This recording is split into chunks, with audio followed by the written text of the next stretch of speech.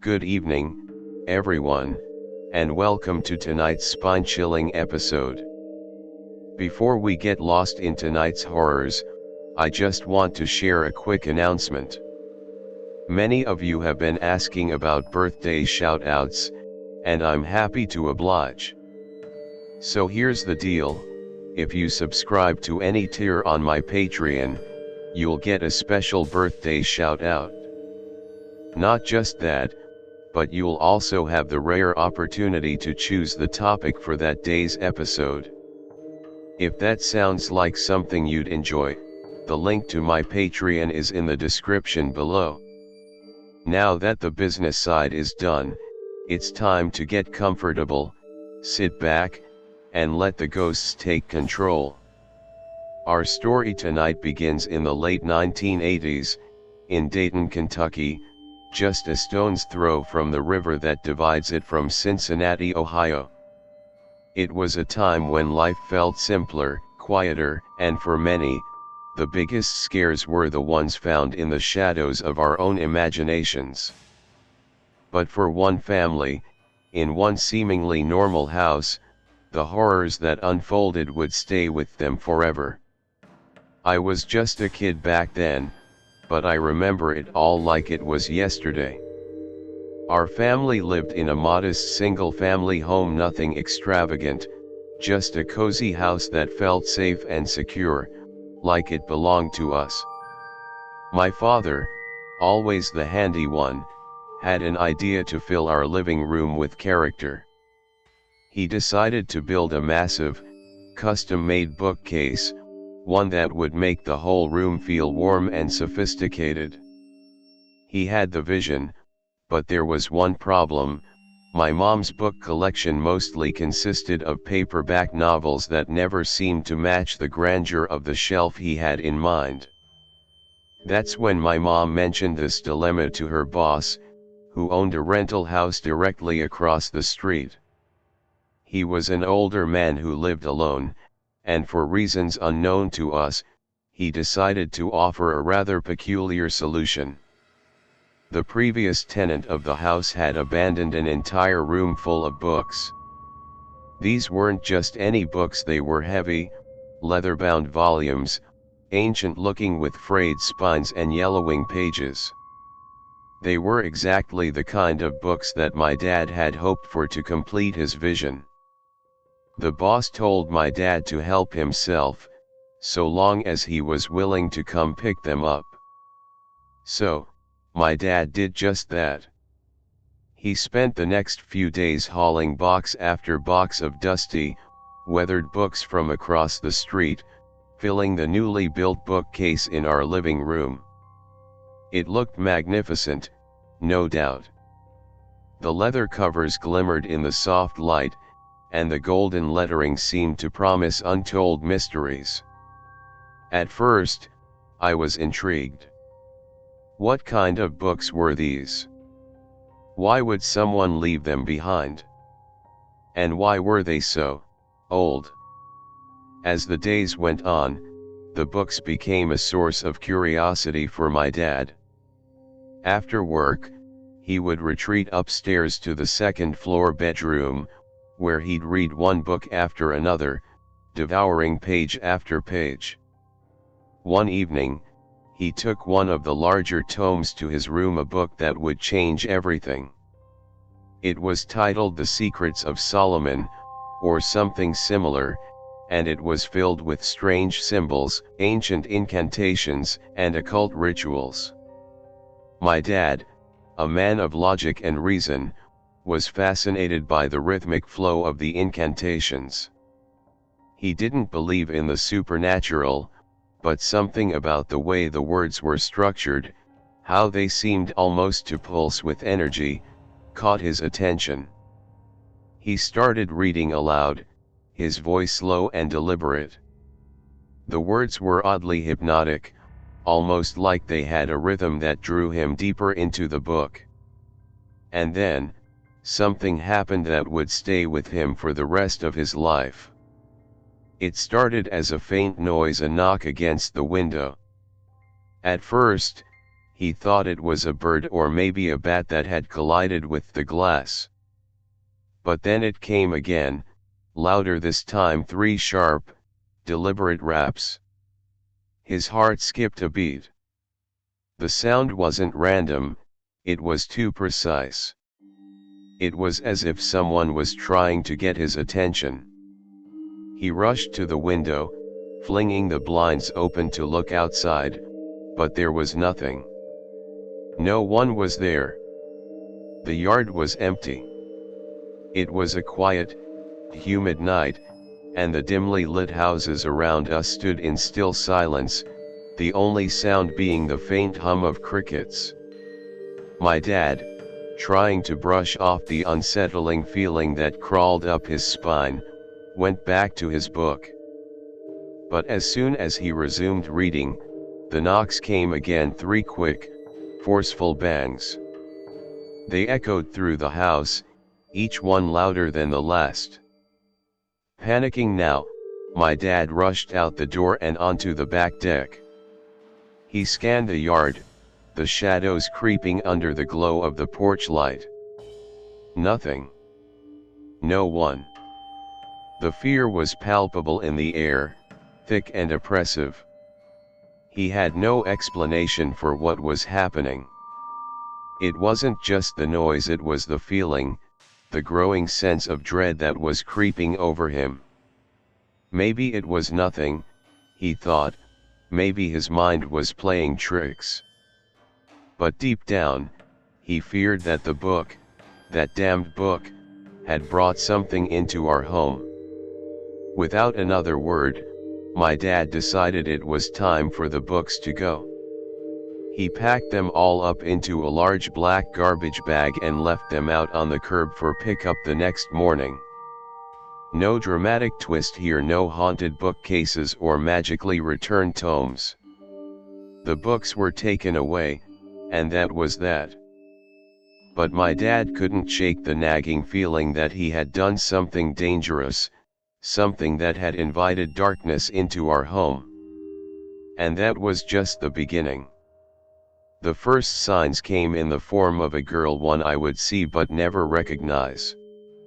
It was a normal morning, or so I thought. I woke up early, as usual, to get ready for school. The second-floor hallway was quiet, as was the bathroom, which was just to my left. I stepped out of my room to begin my morning routine, but I noticed something, or rather, someone coming up the stairs. At first, I thought it was one of my sister's friends, but this girl didn't look familiar at all. She was around my sister's age, maybe 14, with dark brown hair that hung just below her shoulders. I didn't know her, but that didn't stop me from noticing her. She didn't look at me until she reached the top of the stairs, and when she did, we made eye contact for a brief moment. The girl's expression was blank, no emotion, no recognition, just a cold stare. And then, as if nothing had happened, she simply turned around and walked back down the stairs without a word. I couldn't make sense of it. When I asked my sister where her friend was, she looked at me as if I had lost my mind. She had no idea who I was talking about. No one had come over that morning. That was the first time I questioned what was real and what wasn't in that house. What had I seen? Was it just my imagination running wild? And so, I began to wonder, were these strange occurrences, these inexplicable happenings, tied to those books? Had my dad unknowingly opened a door to something dark and malevolent that had been dormant for years? The story would only continue from here, but one thing was certain: what we thought was an ordinary house, in an ordinary neighborhood, turned out to be a place where the walls whispered secrets and the air was thick with the unknown. With every page that turned, the line between reality and the supernatural blurred. And as strange as it seemed, we were about to discover that some things are better left untouched. But no one could ever prepare us for the horrors that were about to unfold. So get comfortable, my friends, because this is just the beginning. Let me take you back to my childhood in Dayton, Kentucky, a quiet little town just across the river from Cincinnati. It was the late 1980s, and life was simple in a way that only those times could offer. Our home, though small, had a charm to it, a place where the creak of the floorboards told stories of years past and the smell of my mother's cooking lingered in every corner. My father, always full of ideas and ambitious projects, decided it was time to bring something grand to our living room. He had a vision of transforming our living space into something more refined, something that looked classic, elegant, and timeless. His dream? A massive, custom-made bookcase that would stretch across the wall, filled with beautiful, leather-bound books. It would be the centerpiece of the room, a symbol of sophistication, of intellectual pursuit, of family. There was just one problem. My mom, though an avid reader, didn't have a collection of leather-bound tomes or first editions. Her bookshelves were lined with paperbacks, romance novels, mysteries, the occasional cookbook. While they brought her joy, they lacked the aesthetic appeal my father was hoping for. He wanted something with weight, with history, something that would give the living room that timeless, distinguished air. And so, one evening, when my mom mentioned this predicament to her boss, a man who owned a rental house just across the street from ours, he offered what seemed to be a peculiar solution. The previous tenant, an eccentric old woman who had lived in the house for years, had left behind boxes and boxes of books in the second-floor bedroom.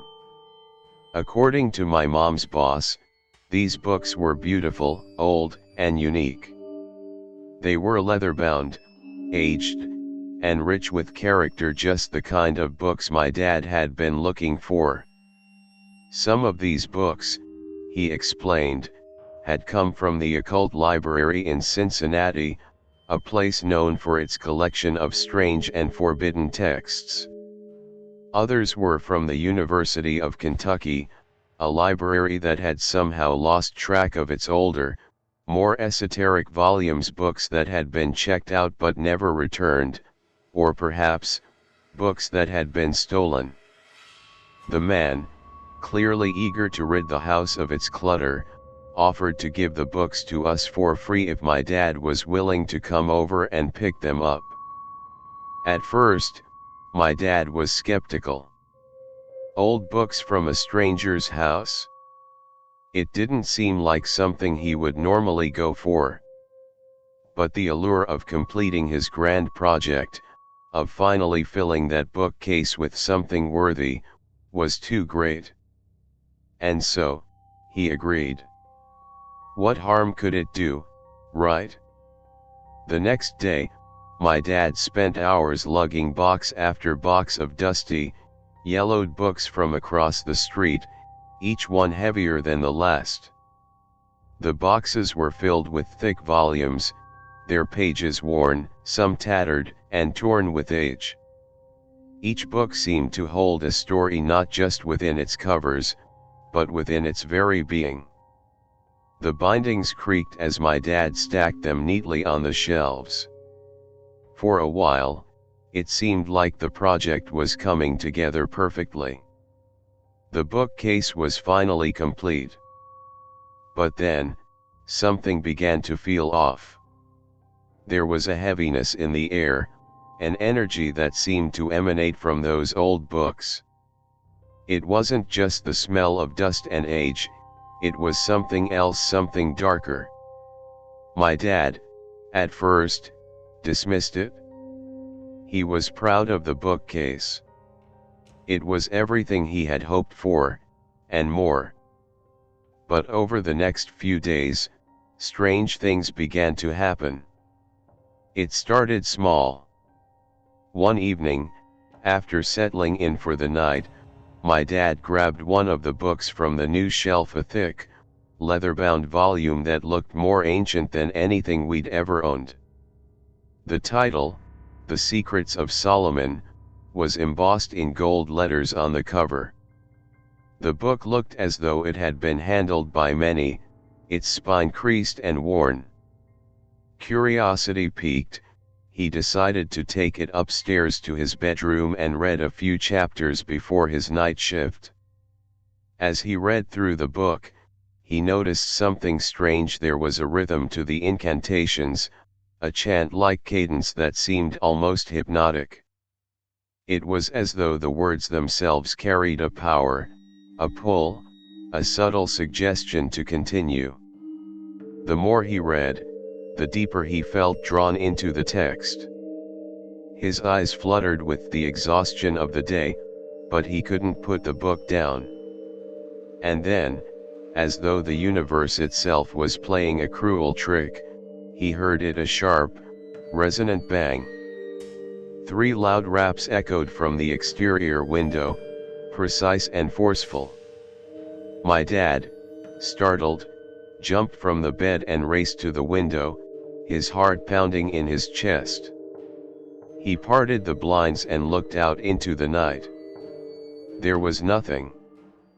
The yard was empty, the street lights outside casting an eerie glow over the silent houses around us.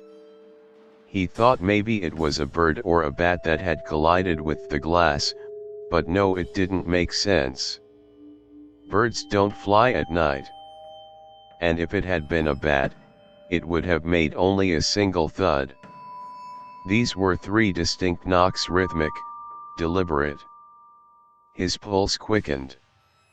There was no explanation, no logical reason for the noise.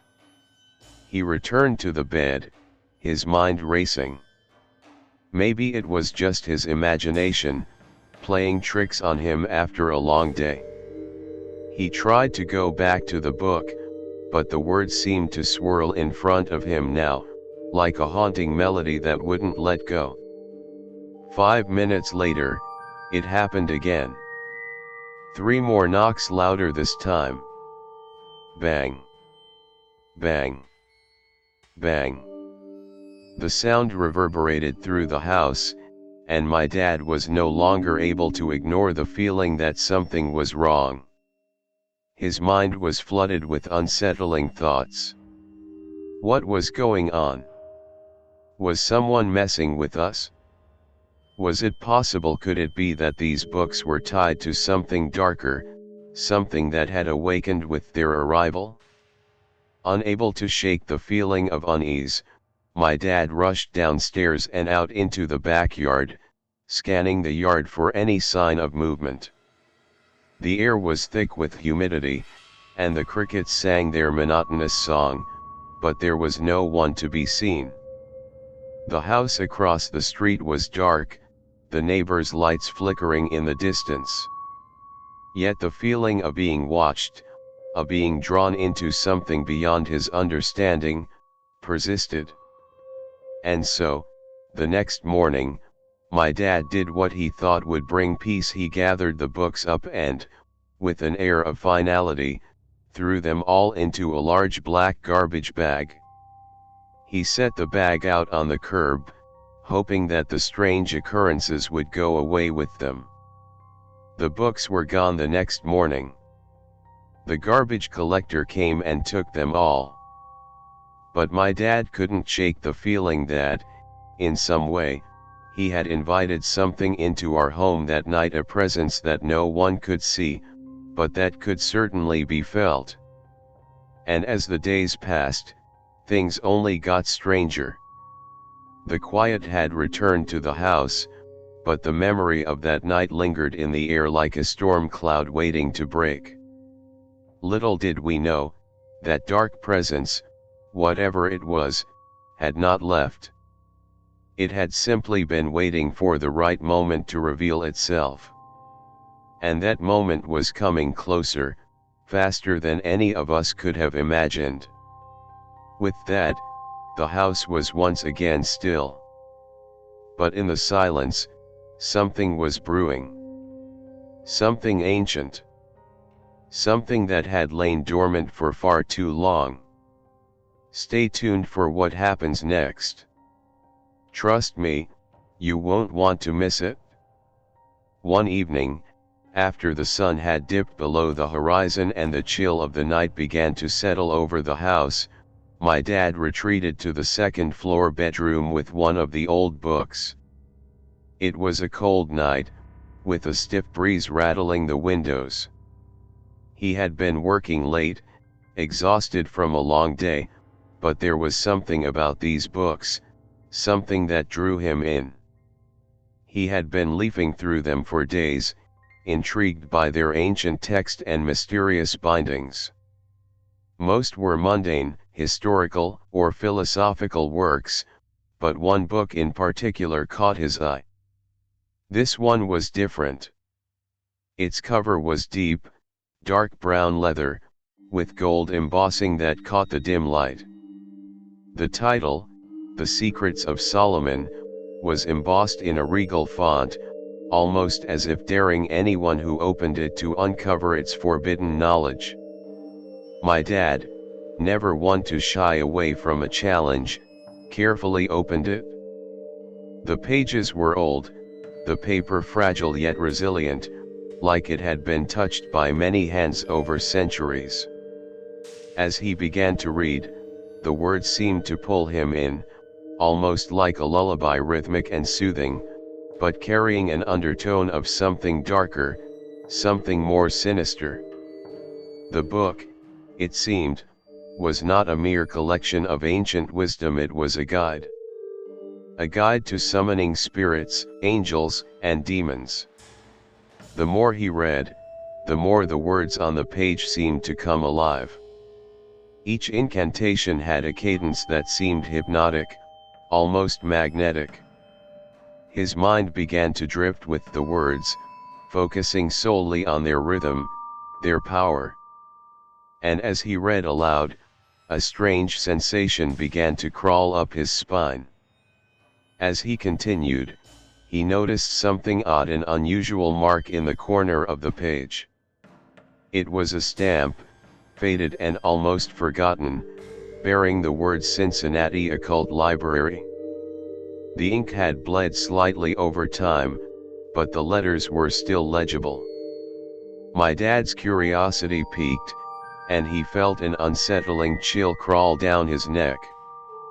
He was suddenly acutely aware that this book, like the others, was not ordinary. It had a history, a dark one.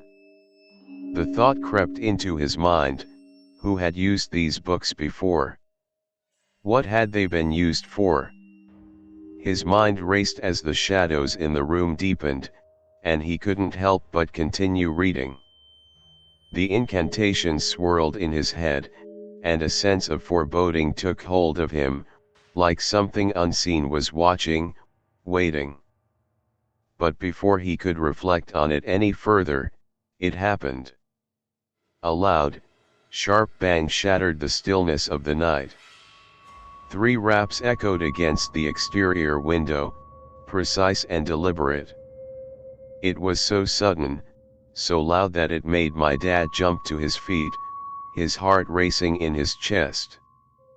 He rushed to the window, pulling back the blinds in a quick motion, but as his eyes scanned the darkness, there was nothing there. The yard was empty. Not a soul in sight. It was just the wind, he thought. A bird, perhaps. Maybe a bat hitting the glass. But no. Birds didn't fly at night, not in the dead of winter.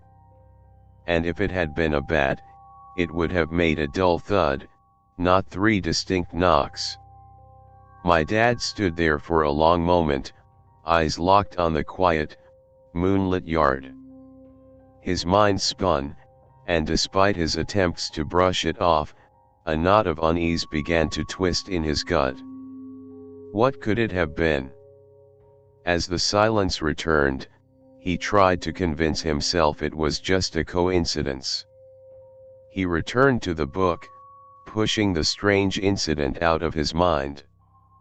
The words of the incantation still echoed in his mind, and he continued reading, his voice quiet in the stillness of the room.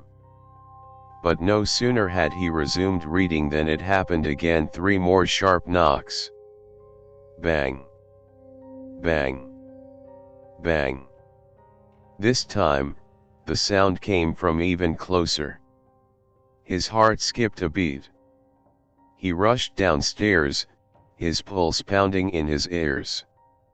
His feet pounded against the creaky stairs as he bolted through the house, panic settling in his chest. But there was no one outside. The yard was as still and empty as it had been before. His breath came in short gasps as he scanned every corner of the yard, his mind racing. Who or what could be making that noise? No ladder, no climbing mechanism that could explain how someone could have reached the window. It was just there. The eerie silence of the night pressed against him like a weight, the air thick with the tension of something unseen. His hands shook as he closed the back door and stood there in the dark, staring into the yard. The night was suffocating in its stillness, and the air felt charged, almost electric. My dad felt the hairs on the back of his neck stand up. He couldn't shake the feeling that something was out there, something just beyond his sight. Something that wasn't supposed to be. Determined to rid the house of the books and their unsettling power, my dad decided that they had to go. The next morning, he gathered up all of the books, dozens of them, the heavy, leather-bound tomes that had been the pride of the living room's new bookcase, and stuffed them into a large black garbage bag. He wasn't sure why he felt the compulsion to throw them out, but in that moment, it felt like the only way to bring peace to the house. He left the bag out on the curb, hoping that whatever force had been attached to them would be gone as well. The strange noises, the eerie knocks against the window, stopped. The house seemed quieter, calmer. But my dad, though relieved, couldn't shake the sense of dread that lingered in the air. There was something more, something he hadn't fully understood, something that he feared might have come home with them, something he had unintentionally invited into our lives. And even though the books were gone, the feeling that something was waiting in the darkness, watching, never truly left. As the days passed, my dad tried to put the entire experience out of his mind. But each night, he couldn't shake the feeling that the house was different, that something had changed. There were times when the hair on the back of his neck would stand up for no reason, when the shadows in the corners of the room seemed to stretch just a little too far, as if they were alive. And no matter how hard he tried to ignore it, he couldn't escape the feeling that someone had crossed the threshold with those old books. It was a lingering presence, a presence that haunted every step he took through the house. And the scariest part? He wasn't sure whether it was still there, waiting, or if it had already found its place. Little did we know, this was just the beginning of what would become a nightmare far darker and more terrifying than anything we could have imagined. The forbidden tome had opened a door, one that no one in our family could ever shut. Days passed, but the odd occurrences in the house seemed to multiply. It started small, almost imperceptible, a light flickering when it shouldn't, a slight chill in the air that couldn't be explained by the weather. But as time went on, things began to escalate, and soon, the unease in the house was impossible to ignore. One particular morning stands out in my memory. It was just like any other. I woke up early for school, went through my usual morning routine of brushing my teeth and getting dressed. But something felt different that day, something I couldn't quite put my finger on. I stepped out of my room and made my way toward the stairs. The house was quiet, the stillness almost unnatural, like it was holding its breath. As I approached the top of the stairs, I noticed movement. A figure was ascending the stairs from the first floor. It was a girl, perhaps about my sister's age, maybe 14, like me. She had dark, shoulder-length hair, and her clothes were old-fashioned, something like a faded dress that seemed out of place in our modern home. At first, I thought it was one of my sister's friends. They had a tendency to hang out at our place early in the morning, often using our house as a gathering point before school. But as the girl looked up, our eyes met, and everything changed. There was a sudden jolt in my chest, a feeling of intense unease that I couldn't shake. The girl's face was expressionless, and yet there was something haunting about her gaze, like she was looking right through me, as if I didn't belong in that moment. For a split second, I felt a strange pull, as if I was standing at the edge of a precipice, looking down into something I shouldn't see. Her eyes were pale, almost clouded, like the color had been drained from them, and there was no warmth in her gaze, only coldness. I stood frozen, watching her, waiting for her to speak or even smile. But she did neither. She didn't even acknowledge me in any real way. After a brief, chilling moment, she simply turned around, without a word, and walked back down the stairs. She made no sound as she descended, her footsteps unnaturally quiet. It was like she was walking through a dream, her movement almost fluid, like she wasn't fully present in the physical world. The eerie silence left me standing there, a feeling of dread creeping up my spine. Something about it didn't sit right with me, but I couldn't understand why. My thoughts raced as I quickly shrugged it off, telling myself that I was probably just tired or imagining things. Later that morning, I tried to focus on the usual school routine, but my mind kept drifting back to that strange encounter. Who was that girl? Why was she here? I thought maybe it was just one of my sister's friends visiting early, but it didn't make sense. I had never seen her before, and she didn't act like anyone I knew. Her face was so vivid in my memory, but at the same time, it was like I couldn't remember any details about her beyond her eyes, pale and distant. As I got ready for school, I couldn't shake the feeling that something was wrong. After breakfast, when my sister and I were getting our things together to leave, I casually asked her if one of her friends had come over that morning. I figured it was one of those things I had missed, but when she responded, her answer was far from what I expected. "What are you talking about?" she asked, a look of confusion on her face. "No one came over this morning." I was taken aback. No one? But I was sure I had seen the girl, clear as day, walking up the stairs just a few minutes ago. I couldn't believe it. Maybe I had imagined the whole thing. But as I thought about it more, I realized that the girl's face was too real, too vivid, for it to have been a mere figment of my imagination. She had looked solid, her movements precise, and her presence undeniable. Yet my sister's words suggested otherwise.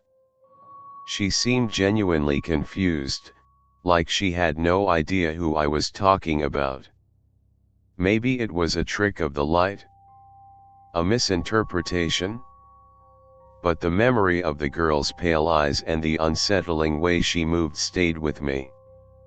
The rest of the day passed in a blur, but I couldn't shake the feeling that something had changed. There was a heaviness in the air, an uncomfortable sensation that followed me throughout the day. That night, after school, I was more on edge than usual. I kept thinking about the girl. Had she been real? Was I just tired or hallucinating? I tried to convince myself it was nothing, that I was just overthinking. But the more I thought about it, the more I realized I couldn't explain what had happened. That evening, as I sat alone in the living room, I heard a soft creak from upstairs. I froze. It was the unmistakable sound of footsteps, slow and deliberate, coming down the hallway. I thought maybe it was my sister, but the timing felt off. My sister should have been downstairs by now, getting ready for bed. The footsteps grew louder, closer. My heart began to race. I couldn't see anyone, but I could feel it, the unmistakable sense that I wasn't alone. I got up and quietly walked toward the stairs, my breath shallow and my mind racing with anxiety. As I reached the top of the stairs, I hesitated, my hand gripping the railing for support. The house felt unnaturally still. And then, just like before, I saw her. The same girl, standing at the top of the stairs, her eyes locked onto mine. She didn't move, didn't speak. She just stared, her face unreadable. I tried to call out to her, but the words caught in my throat. My heart pounded as I stood frozen, watching her. And then, without a sound, she turned and walked back into the shadows of the hallway. But this time, it was different. This time, I felt something shift. A coldness, a darkness, that seemed to press in around me. It was as if she had been waiting for me to notice her, for me to acknowledge her presence. And now that I had, I felt the weight of her gaze like a pressure, suffocating me. I quickly turned and ran downstairs, not daring to look back. I had to get away from whatever it was, whatever she was. The rest of the evening was a blur, filled with a sense of unease that I couldn't shake. That girl, her cold eyes, her silent presence, it all felt wrong, like I had stepped into a world I wasn't meant to see. And as the night stretched on, I realized that she wasn't just a figment of my imagination. She was real. She was something else. Something that belonged to this house. The next few days passed in a fog, and the encounters with the girl became more frequent. She would appear in fleeting glimpses, just enough to send a chill through my bones. Sometimes she would stand by the stairs, other times she would be in the hallway, always watching, never speaking. It felt like she was always just out of reach, like I was being drawn into her world, her silent presence wrapping around me, slowly suffocating me. As the days turned into weeks, I tried to forget about her, tried to pretend it wasn't happening. But I couldn't. The girl, the haunting, had become a part of the house, a part of my life. And no matter how hard I tried to escape it, I knew deep down that there was something far more sinister at play. The question remained, what did she want? Why was she here? And was she connected to whatever darkness had come with those strange, Occult books?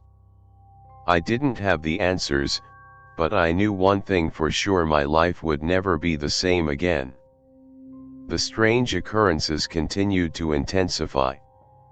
It wasn't just the girl that haunted our house. It felt like the very air in the home had changed, thick with an uneasy presence that I couldn't explain. It started to feel like we were living in two worlds, one tangible and the other veiled in shadows, just out of sight. One evening, my mom was in the kitchen preparing dinner when she saw a blonde girl pass by the doorway. It was quick, but my mom noticed her immediately. She assumed it was one of my sister's friends, as they often came over after school. But when my mom looked up from the stove, expecting to see the girl sitting in the living room, the room was empty. No sign of anyone. She called out, but there was no answer. Puzzled, my mom shrugged it off, thinking perhaps the girl had just left without telling her. But the next morning, when she asked my sister if her friend had come over, my sister had no idea who my mom was talking about. There was no blonde girl, no one had visited. My mom was unsettled, but decided not to dwell on it until the next incident occurred, and things started to feel even more sinister. I, too, started to experience things I couldn't explain. One night, I was home alone, the house as quiet as it had ever been. I had just finished dinner and decided to head upstairs to use the bathroom before settling in for the night. As I walked up the stairs, a cold chill swept over me, like a rush of air had gone through the hallway. I didn't think much of it at first, but the further I climbed, the more the feeling intensified. I reached the bathroom and turned on the light, standing in front of the sink, brushing my teeth. Suddenly, I saw a shadow flicker across the hallway outside the bathroom. It wasn't like the shadows you'd see from passing cars or shifting lights. It was a distinct figure. The silhouette was almost too defined, too human. The shadow moved quickly, descending the stairs as though something or someone was walking down. I froze, my breath catching in my throat. My first instinct was to run, but I couldn't move. It was like my body had been paralyzed by the sight. My heart was racing as I slowly opened the bathroom door, hoping to see my sister or maybe a family member who had come home. But the house was completely still, empty. I checked the entire house, searching for any explanation, but I found nothing. No one had been there. I stood in the hallway for what seemed like forever, listening to the silence that now felt deafening.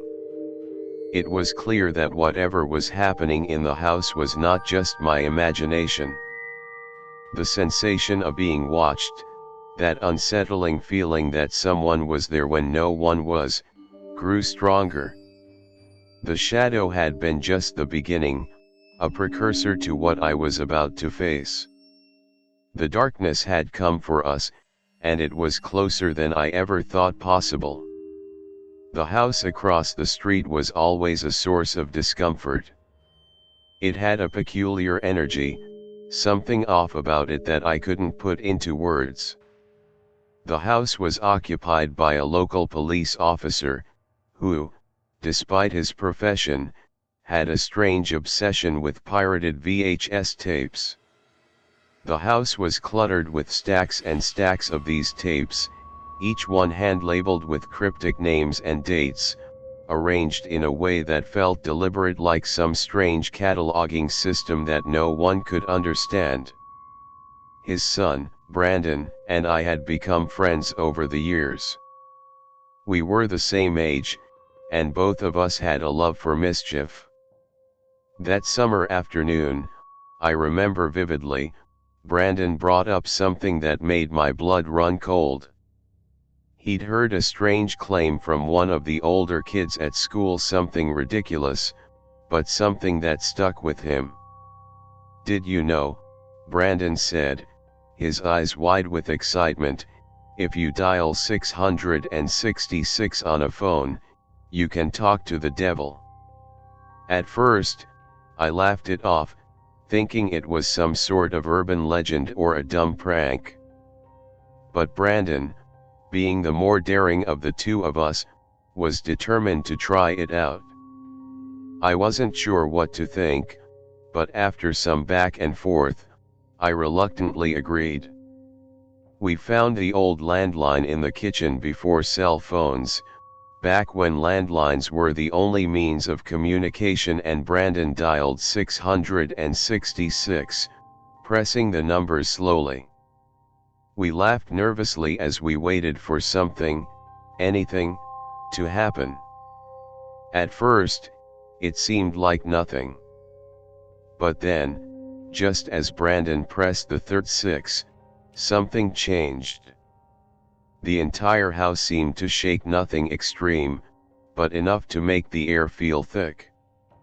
VHS tapes suddenly tumbled from the shelves, crashing to the floor with violent force. It was as if an invisible hand had swept them off the shelves, scattering them across the room.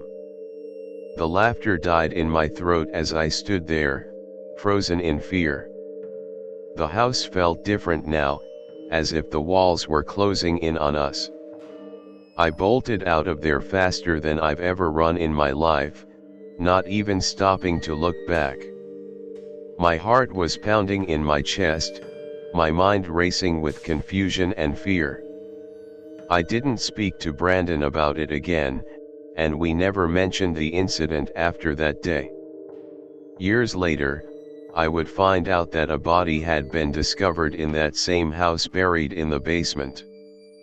The body of a 55-year-old former Air Force veteran had been hidden there by his caretaker, who continued to draw from his pension while he lay dead under the house. The caretaker had covered up the crime, and the death was ruled as undetermined, though the circumstances surrounding it left many unanswered questions.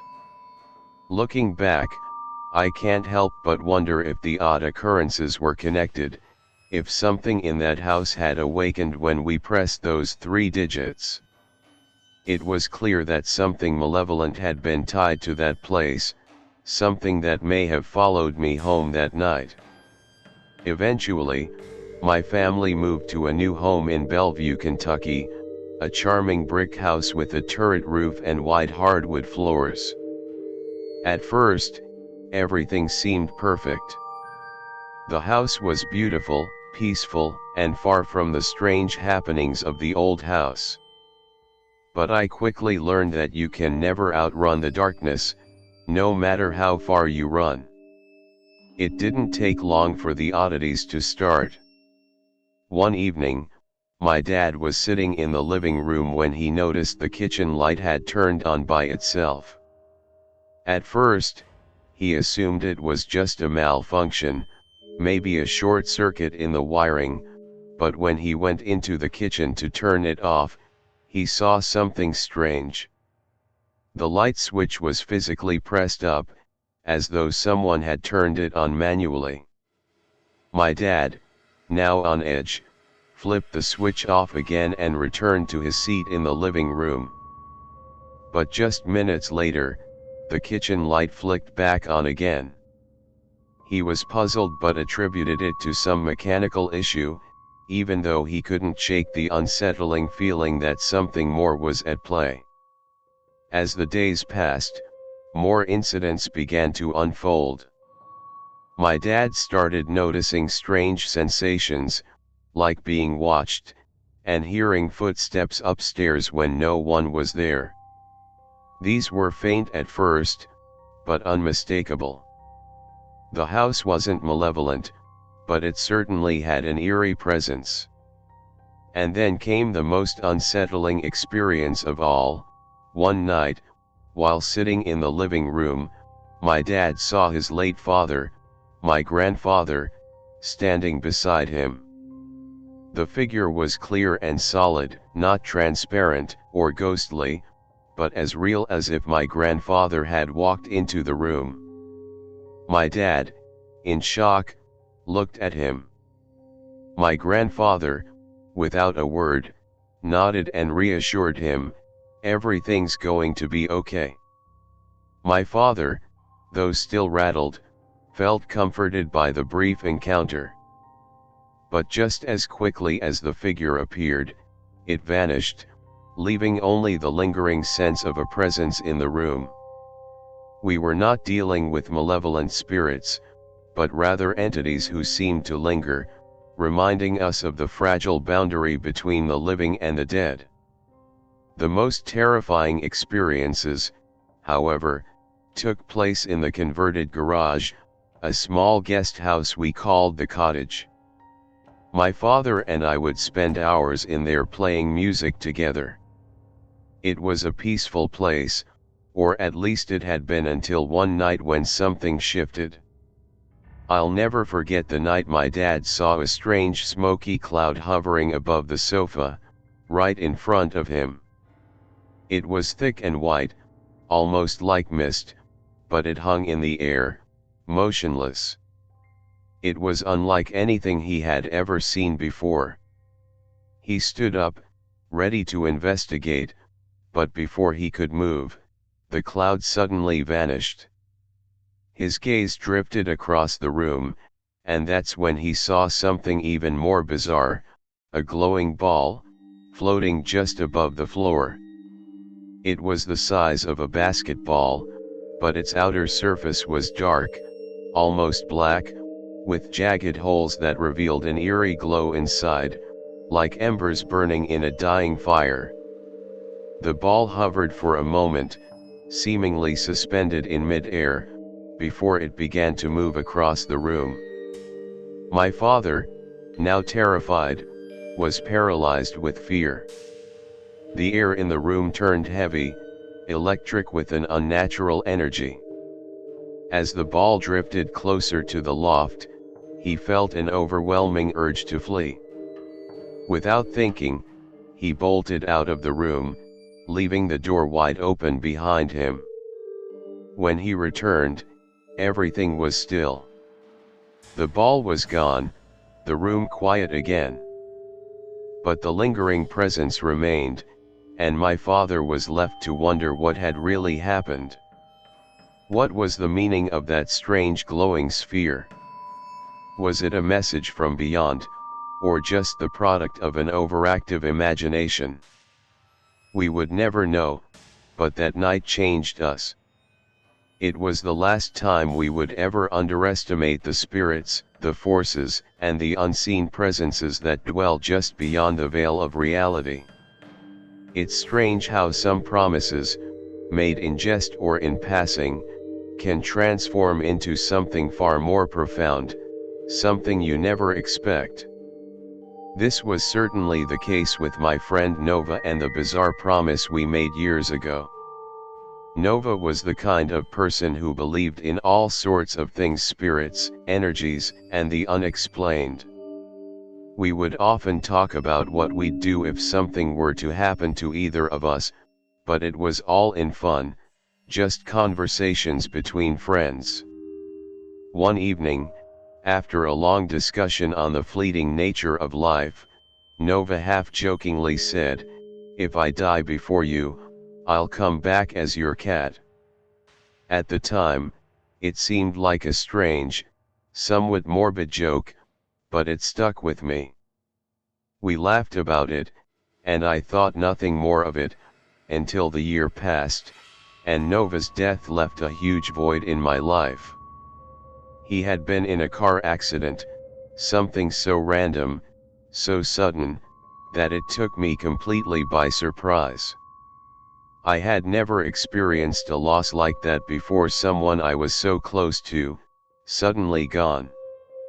I tried to make sense of everything, but the pain didn't ease, and the silence where he once stood remained deafening. Then, On the anniversary of his death, something utterly unexplainable happened.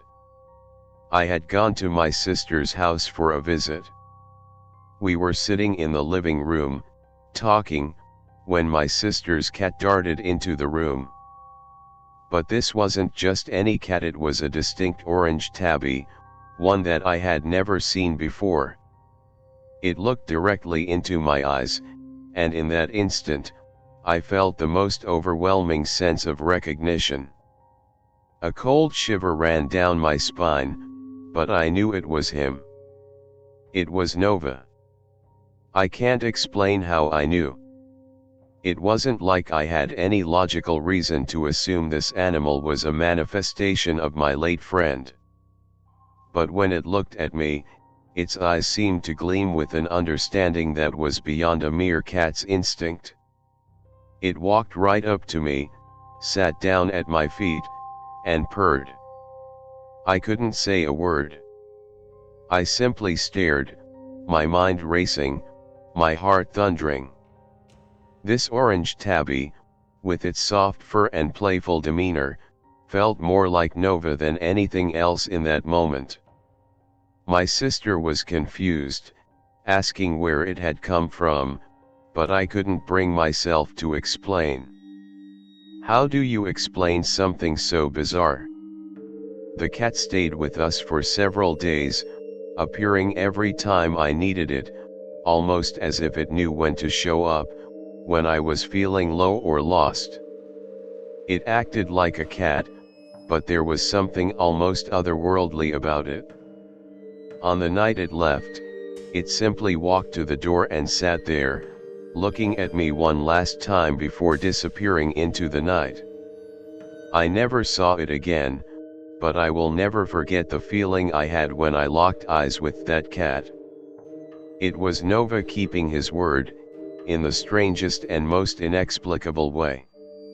I never mentioned the cat to anyone, but I knew what I had experienced, and that connection, that promise, had been fulfilled in a way that defied all logic.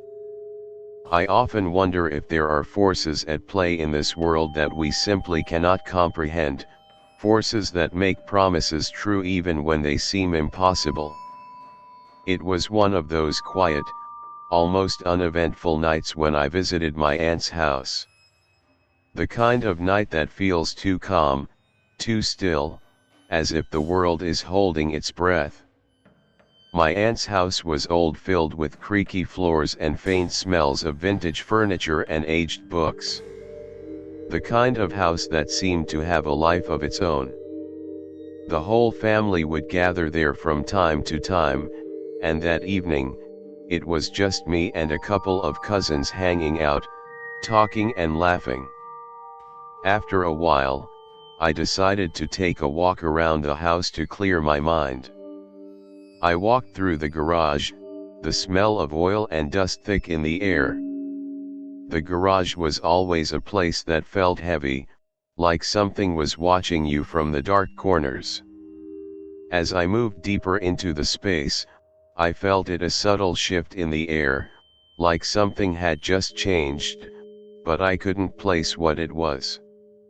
That's when I felt the unmistakable sensation of being watched. It's a feeling that crawls up your spine, making your hairs stand on end. I froze. I didn't dare turn around, but I knew something was behind me. A presence.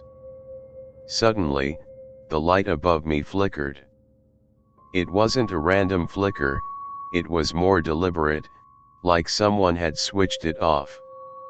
In the darkness, I saw a figure.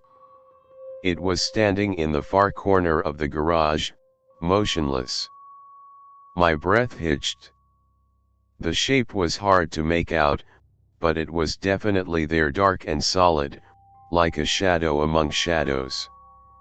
I didn't move, didn't breathe, just stood there staring. But when I looked away, even for a split second, the figure was gone. Vanished. Just like that. My pulse raced, my thoughts spinning in circles. I quickly rushed back into the house, my heart still hammering in my chest. I didn't say anything to anyone. What could I say? They would laugh, dismiss it as my imagination. But I knew what I saw. It wasn't the first time I had experienced something strange, but it was by far the most vivid. The figure had been real, solid, and the feeling it left behind wasn't one of safety or comfort, it was dark, unsettling. I didn't tell anyone that night, but the memory lingered, seeping into my thoughts.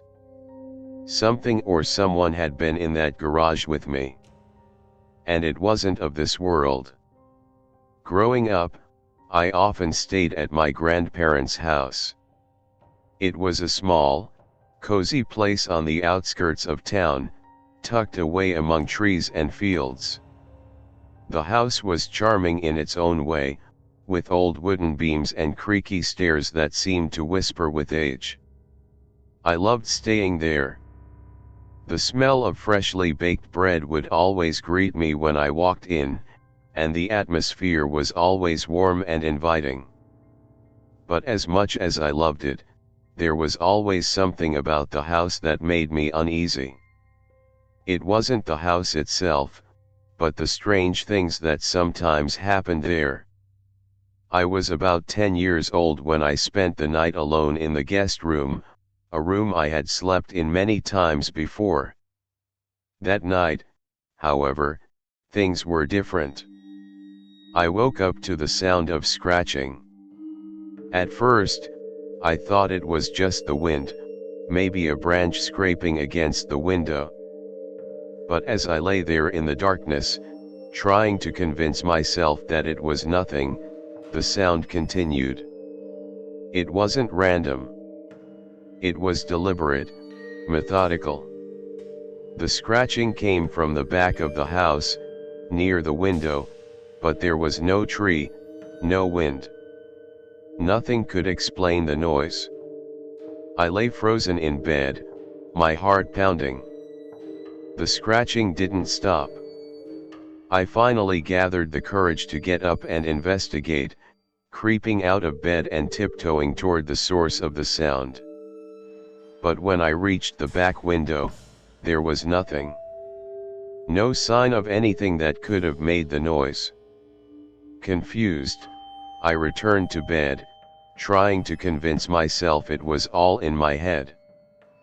But then, just as I was about to drift off again, I heard something else. Footsteps. Slow, deliberate footsteps. The sound echoed through the house, moving closer, closer to my room. My blood ran cold. The footsteps continued, growing louder and closer, until they stopped just outside my door. I held my breath, straining to hear, but there was no sound now.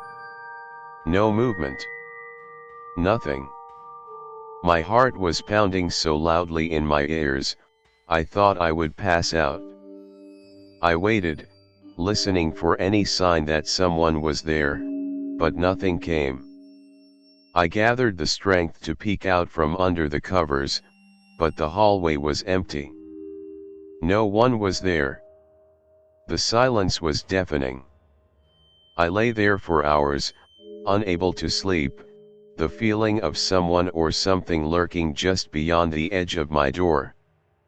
Later, when I told my mom about the experience, she looked at me with wide eyes. "You heard it, too?" she asked, as though she already knew the answer. She told me she had heard the same footsteps when she was a child, walking the same halls, feeling the same chill. And then she told me about the scratching. How, when she was my age, she had heard it too, coming from the same window. I never stayed in that guest room again. And after that night, I couldn't shake the feeling that something had been walking through that house for a long time, just waiting for someone to notice. I'll never know what it was, but I will never forget it either.